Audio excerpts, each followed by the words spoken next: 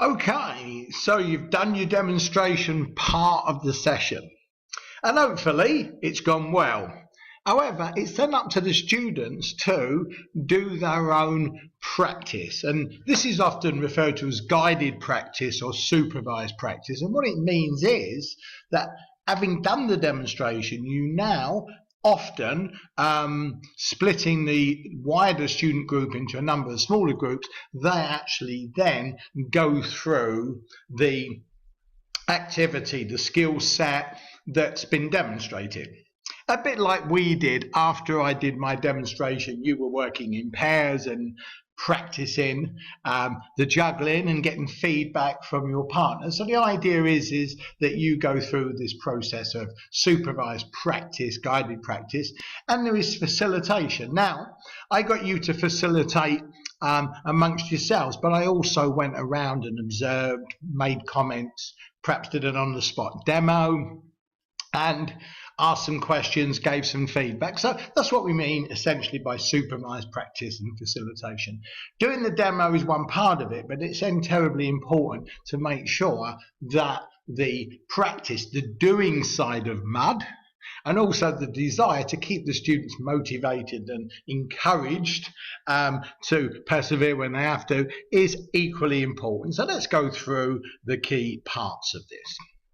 Firstly, check that they're clear on what they're supposed to do and how to do it before they actually start doing the practice. If your demo's been done well and you've done that reinforcement and check-in, it's likely that more of them, rather than less, will have a pretty good idea where to start using the correct procedure from the beginning of the supervised practice.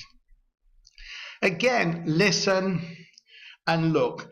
Always be aware of the group as a whole class. Even when you're working with a small group or an individual, look around, see what's going on, because that way, if something is not working with the group or people are confused or bored, even though you might be talking to an individual, once you've dealt with that individual or that group, you can then move over and say, look, okay guys, how are we? We stuck? Anything you need?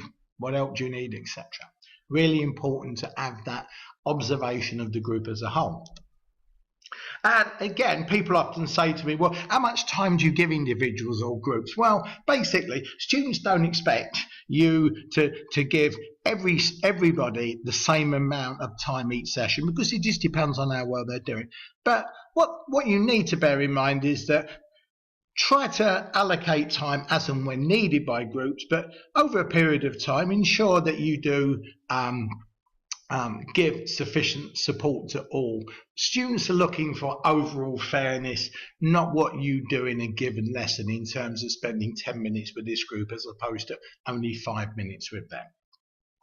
And finally, in this slide, as you go around, remember the key thing is to identify if students are in fact doing the right procedure, are clear about why they're doing it, the understanding part. You want them to understand what they're doing and you want them to develop the necessary skills. And a key thing that supports the learning process is good quality feedback.